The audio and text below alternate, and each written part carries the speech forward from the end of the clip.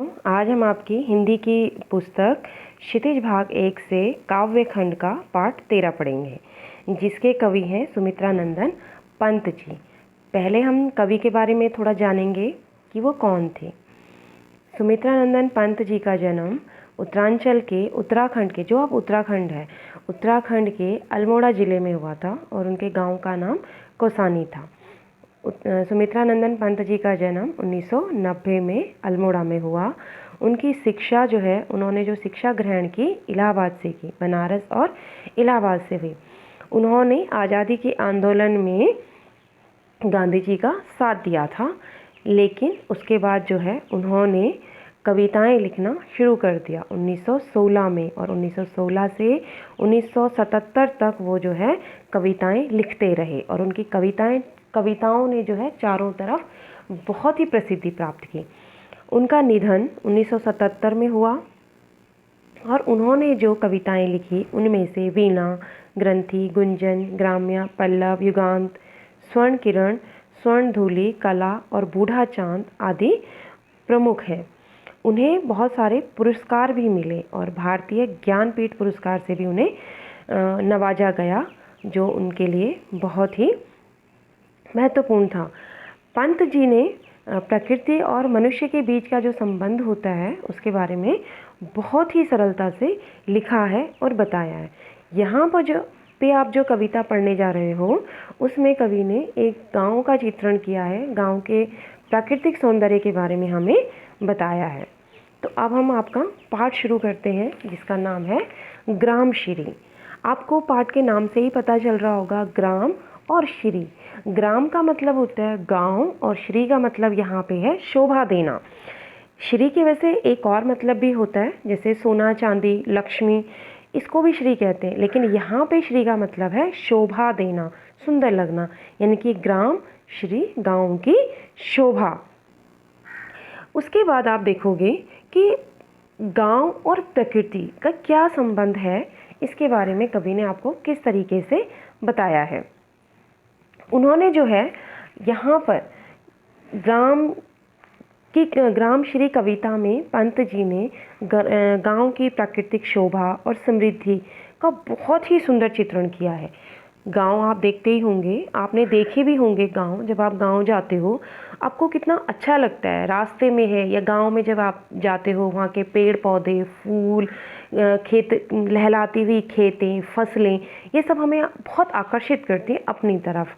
तो लेखक भी जो है, जो कवि थे, उन्होंने भी यहाँ पे उसी का चित्रण किया है कि जो खेत हैं, खलियान हैं, नदियाँ हैं, जो रेत है नदियों के किनारे, वो उनको कितनी अच्छी लगती है, कितनी रोमांचित करती है, कितनी आकर्षित लगती है। यानी कि ये सारी चीज़ें देख के हमारे मन के अंदर जो है बहुत ही खुशी उत्पन्न होती है, बहुत ही ज़्यादा हम खुश होते हैं।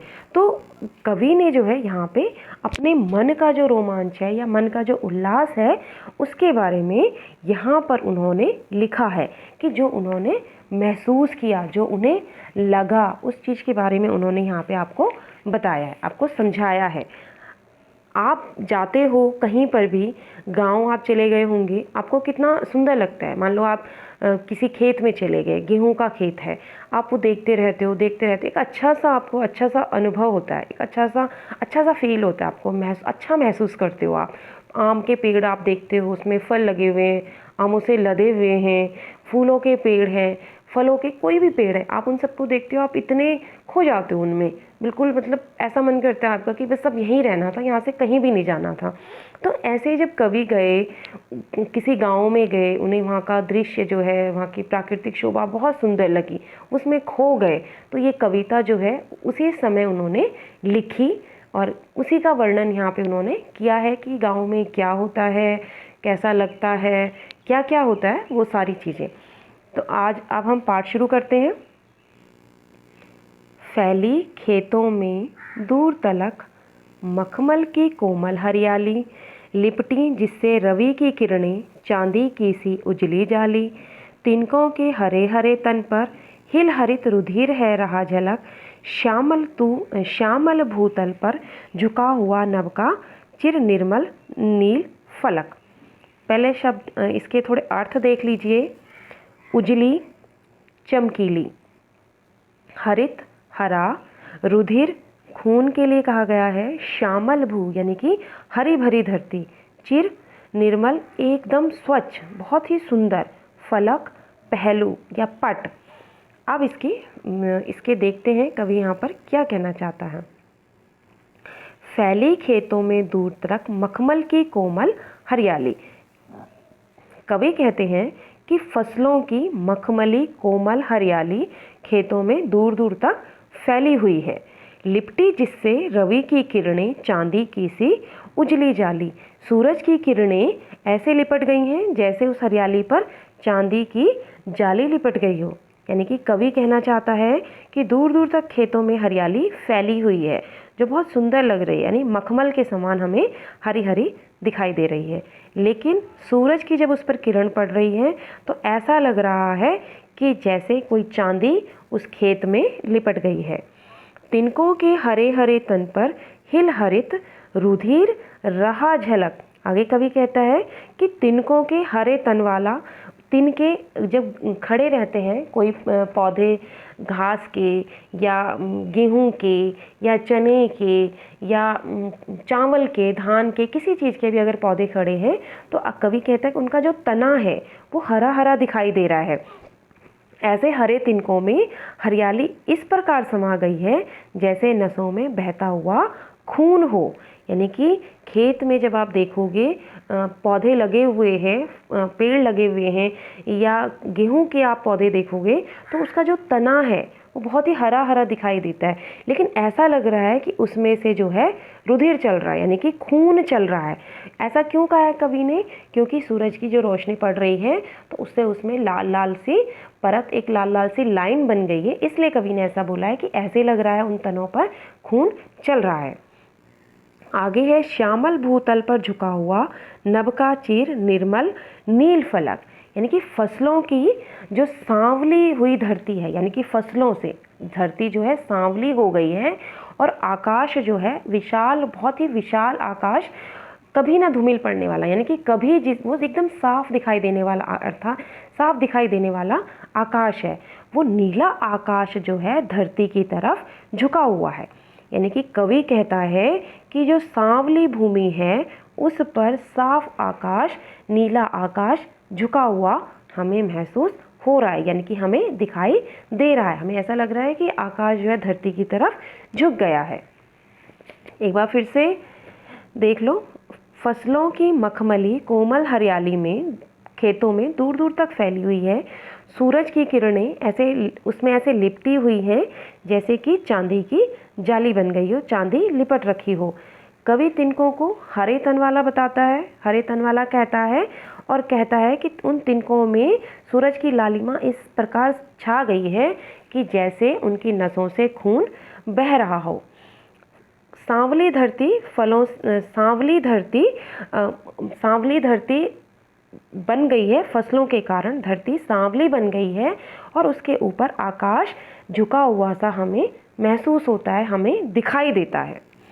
अगला है, रोमांचित सी लगती वसुधा आई जो गेहूं में बाली, अरहर सनई की सोने की किंकणियां है शोभाशाली, उड़ती भीनी तैलाक्त गंध फूली सरसों पीली पीली, लो हरित धरा से झांक रही नीलम की कली तीसी नीली।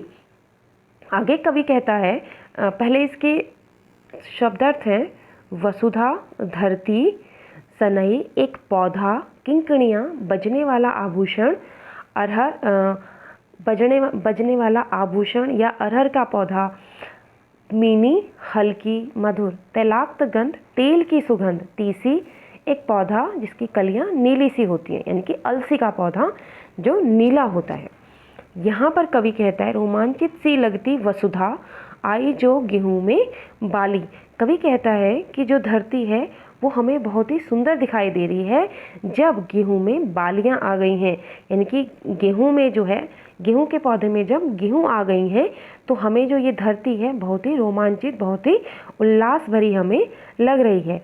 अरहर सनई की सोने की किंकणियां हैं शोभाशाली। कवि कहता है अरहर और सनई की पकी फसलों में फलियों के बीच जब हवा चल रही है तो वो फलियां बज उठती हैं। अरहर और सनई के जब आप पौधे देखोगे तो आप जो अरहर का पौधा होता है वो जब वो सूख जाता है तो वो जब उसको हम बजाते हैं तो ऐसा लगता है कि जैसे कोई घुंघरू बज रहे हैं, बहुत सुंदर लगते हैं वो, घुंघरू की सी आवाज़ आती है। और ऐसे ही सनई का पौधा भी होता है, वो नीला होता है और वो भी जब सूख जाता है, सनई और अरहर के पौधे जब सूख जाते हैं तो अगर आप उनको बजाओगे तो आपको उनसे बहुत ही सुंदर सी आवाज़ आएगी, जैसे पायल के घुंघरू होते हैं उनकी आवाज़ आती है उसी तरीके की। तो कवि ने यहाँ पे यही बोला है कि अरहर सनई की सोने की किंकणियाँ हैं शोभाशाली, यानी कि अरहर और सनई के पौधा जब सूख जाता है और उसके अंदर जो दाने हैं उन दानों की जो बहुत ही सुंदर आवाज़ हमें सुनाई देती है। उड़ती भीनी तैलाक्त गंध फूली सरसों पीली पीली। फिर आगे कवि कहते हैं कि जब जो है सरसों पकने लग जाती है, सरसों आप देखते होंगे पीला होता है, सरसों तेल जिसका हम निकालते हैं, तो सरसों की जब आप खेती देखोगे तो आपको बिल्कुल पीली पीली दिखाई देगी। देखिए जैसे इसमें दिख रही है, ये सरसों की खेती है, पूरी तरफ पीला पीला लगा, पीला पीला ही आपको दिखाई दे रहा है। तो कवि यहाँ पर यही कहना चाहता है कि जो जब सरसों की खेती पक जाती है तो जब वो पक जाएगी तो तेल की जैसे सुगंध आती है, तेल आप देखते होंगे जैसे तेल की सुगंध आती है। यहाँ पे देखिए ये सरसों का खेत आपको दिखाई दे रहा है। तो ऐसे ही उसने कवि ने बोला है कि जो सरसों जब पक जाती है तो उसमें जो है खुशबू धीरे धीरे से तेल की खुशबू हमें आने लग जाती है। उड़ती भीनी तेलाक्त गंध, मंद मंद गति से हमें जो है तेल की खुशबू आती है, यानी कि सरसों जब पक जाती है उसके बाद हमें भीनी भीनी मंद मंद सरसों की खुशबू, तेल की खुशबू हमें महसूस होती है, हमारे कानों आँखों में हमारी नाक में जाती है, खुशबू हमें बहुत ही अच्छी लगती है। आगे कवि कहता है लो हरित धरा से झांक रही नीलम की कली तीसी नीली। आगे कवि कहता है कि लो हरित धरा से, यानी कि धरती जो हरी भरी सी है, हरी भरी हो रही है, उसमें से झांक रही है नीलम की कली तीसी नीली, यानी कि उसमें से जो हरी भरी धरती है उसमें से नीले फूल जो है अपने सर पर सजाए हुए एक पौधा जो है हमें दिखाई देता है। आपने देखा होगा खेतों में छोटे छोटे से वो अपने आप खिल जाते हैं, उसमें नीला सा फूल एक लगा हुआ होता है और वो पौधा जो है घास के बीचों में से वो छोटे छोटे से फूल हमें दिखाई देते हैं। तो कवि यहाँ पे यही कह रहा है कि जो हरी भरी धरती है उसमें से हमें ऐसा लग रहा है कि मानो वो नीला फूल जो है झांक रहा है उस धरती में से, उस हरी भरी धरती में से वो नीलम की कली, वो फूल जो है झांक रहा है। आगे है रंग रंग के फूलों में रिल मिल हंस रही सखियां मटर खड़ी, मखमली पेटियों सी लटकी छीमियां छिपाए बीज लड़ी, फिरती है रंग की तितली, फिरती है रंग रंग की तितली, रंग रंग के फूलों पर सुंदर फूले फिरते हैं फूल स्वयं, उड़ उड़ वृंतों से वृंतों पर। यहाँ पर रिल मिल का मतलब है अच्छी तरह से घुल मिल जाना, सखियाँ शंख के से आकार की, छीमियाँ सेम की फलियाँ, वृत्त पौधों के डंठल।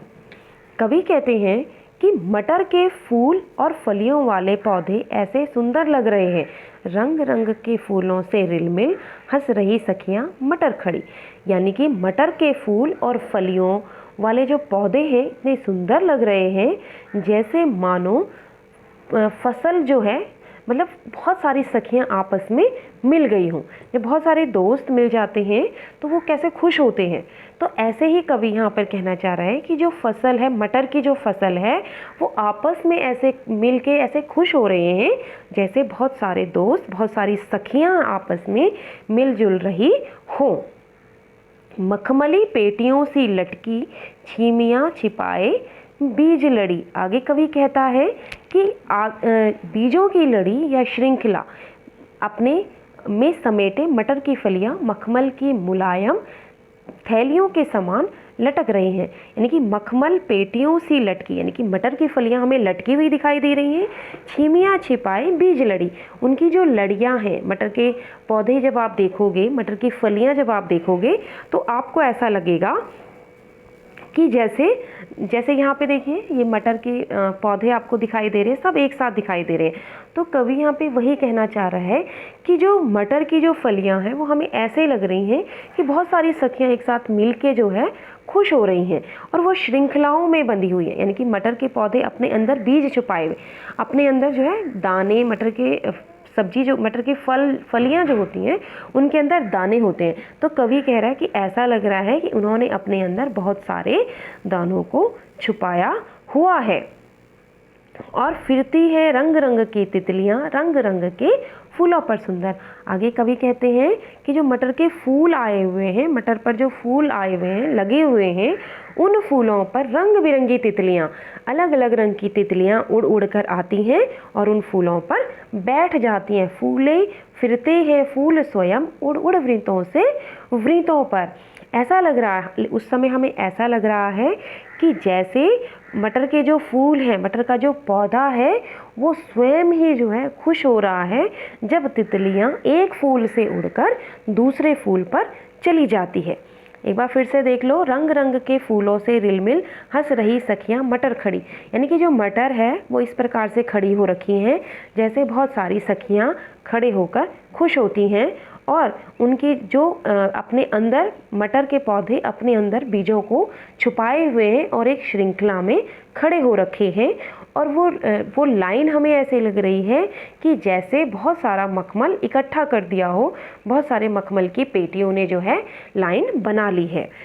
फिरती हैं रंग बिरंग की तितलियाँ, यानी कि जो तितलियाँ हैं, रंग रंग की तितलियाँ जो हैं उन फूलों पर आकर बैठती हैं।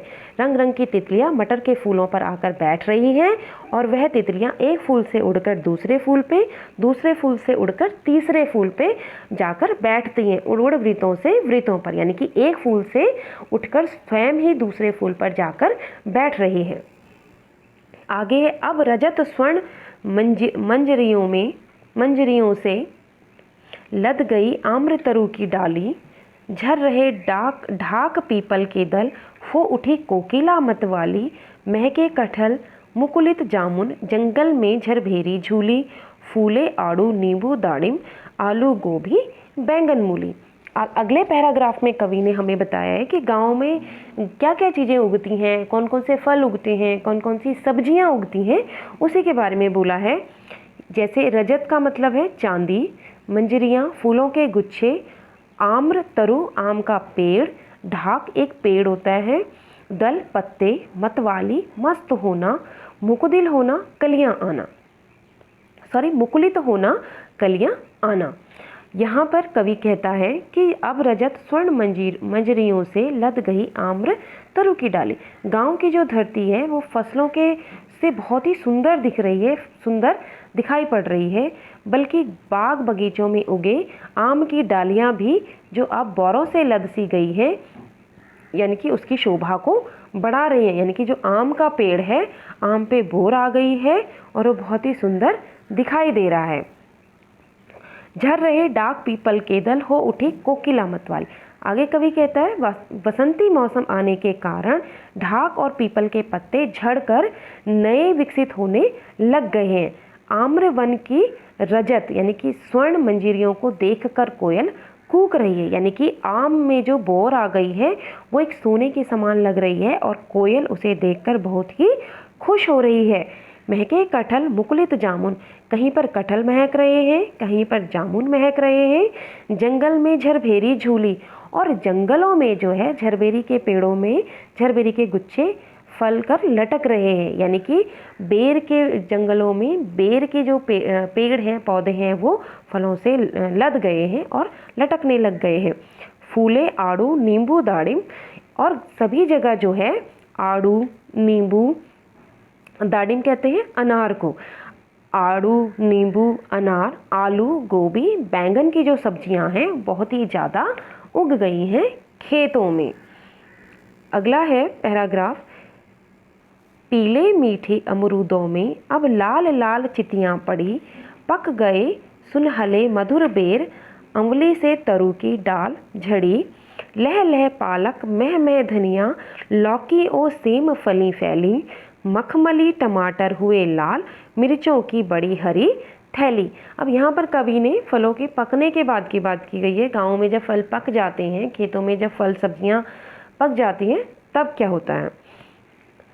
अमली यानी कि छोटा आंवला, लह लह लहकता झूमता हुआ, मह मह सुगंध महकता हुआ, पीले मीठे अमरूदों में अब लाल लाल चितियाँ पड़ी, यानी कि पीले अमरूद अब लाल हो गए, यानी कि पक गए हैं। जो अमरूद पहले कच्चे थे, पीले पीले थे, वो अब पक गए हैं, लाल हो गए हैं और सुंदर हो गए हैं। पक गए सुनहले मधुर बेर, बेर भी जो है पक गई हैं। अमली से तरु की डाल झड़ी, और जो पेड़ है वो अमली से ढल गए, अमली से भर गए हैं। अमली के फलों से जो है पेड़ की डालियाँ बहुत ज़्यादा भर गई हैं और झुकने लग गई हैं। लह लह पालक मह मह धनिया, सभी तरफ पालक ही पालक है, धनिया महक रहा है। लौकी से जो है, लौकी से बेलें लद गई हैं और सेम की फलियां जो है हर जगह फूल गई, यानी कि सेम की फलियां भी पक गई हैं। यानी कि सेमियों का जो पेड़ है, बेल है, उसमें जो है सेमियां लटक गई हैं। छीमियाँ यानी कि सेम का जो सब्जी हम खाते हैं, उसको फली होती है, एक लंबी सी चौड़ी सी, देखी होगी आपने, तो उसके लिए बोला है कि लौकी से बेल लद गई है, सेम की फलियों से भी बेलें लद गई हैं। मखमले टमाटर हुए लाल, टमाटर जो है पक कर लाल हो गए हैं।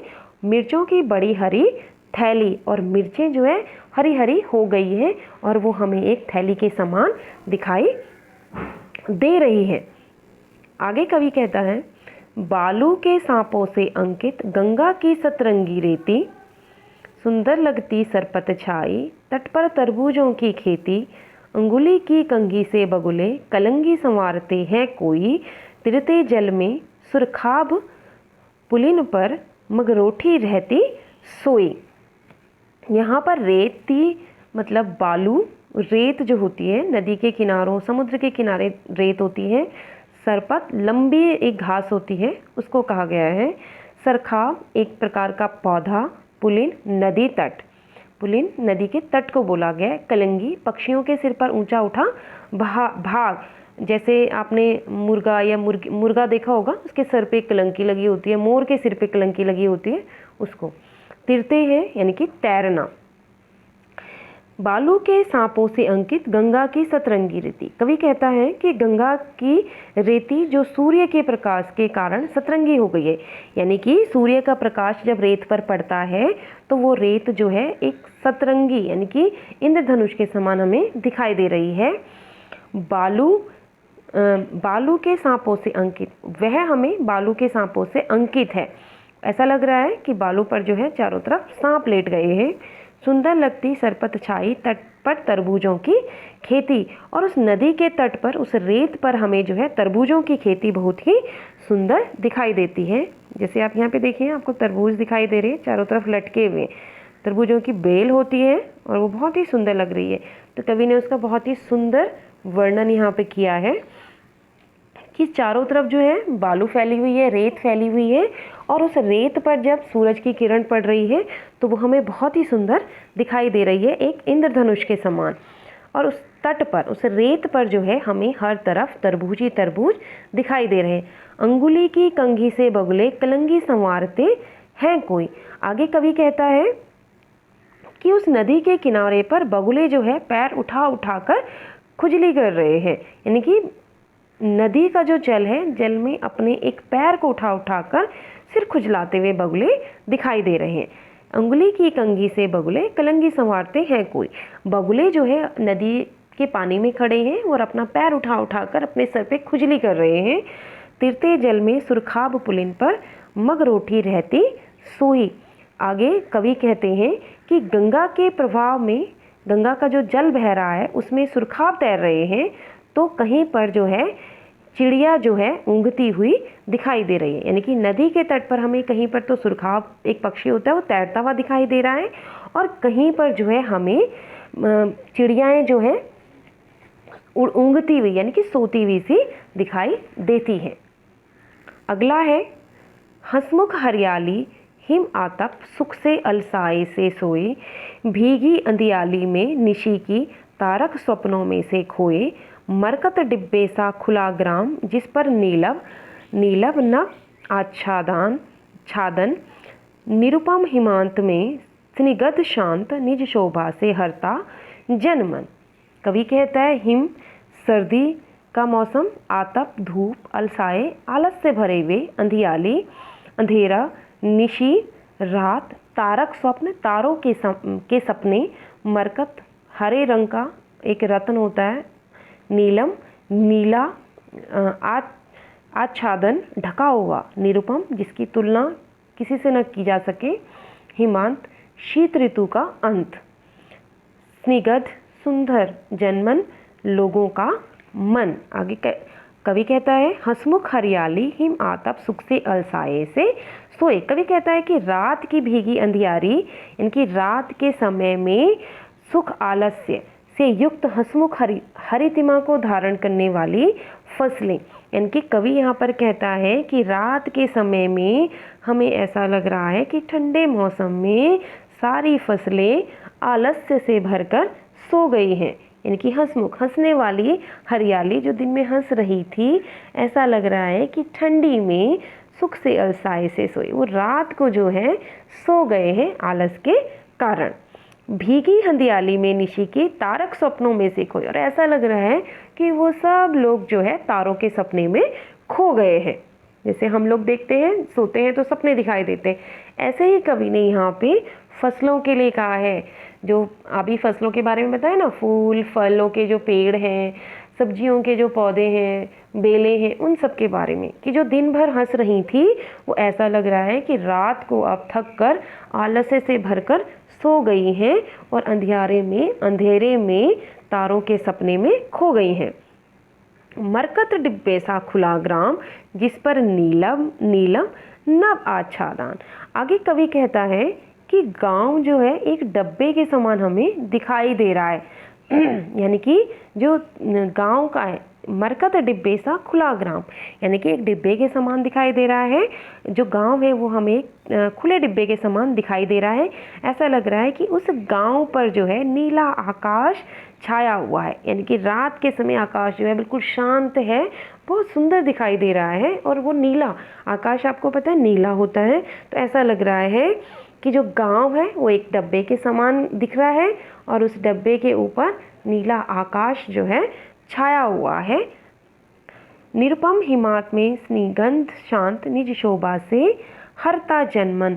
और ये समय जो है मौसम ठंडा ठंडा मौसम जो है शोभा देने वाला बना हुआ है और सबको अपनी ओर आकर्षित कर रहा है।